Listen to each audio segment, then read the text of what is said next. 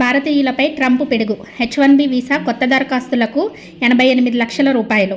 America అధ్యక్షుడు Donald Trump H-1B వీసాల నియమాలను మార్చారు. డొనాల్డ్ ట్రంప్ హెచ్-1బీ వీసాల దరఖాస్తు రుసుమును $1,00,000 పెంచే ప్రకటనపై సంతకం చేశారు. ఈ చర్య అమెరికాలోని వర్క్ వీసాలపై భారత కార్మికులపై తీవ్ర ప్రభావాన్ని చూపుతుంది. హెచ్-1బీ దరఖాస్తుదారులను స్పాన్సర్ చేయడానికి కంపెనీలు చెల్లించే రుసుమును $1,00,000 పెంచే ప్రకటనపై ట్రంప్ శుక్రవారం రోజు సంతకం చేశారు. కొంతమంది హెచ్-1బీ వీసాదారులు ఇకపై నేరుగా వలసేతర కార్మికులుగా అమెరికాలోనికి ప్రవేశించలేరు. ప్రతి కొత్త దరఖాస్తుకు $1,00,000 లేదా 8.8 మిలియన్ల కంటే ఎక్కువ రుసుము చెల్లించాల్సి ఉంటుంది. కొత్త ఫీజు కంపెనీలను ఖర్చులను గణనీయంగా పెంచుతుంది. సాధారణంగా అగ్రశ్రేణి నిపుణులపై భారీగా ఖర్చు చేసే పెద్ద టెక్ కంపెనీలకు ఇది పెద్ద సమస్య కాకపోయినా చిన్న కంపెనీలకు, స్టార్టప్ కంపెనీలకు ఒత్తిడికి గురి చేస్తుంది.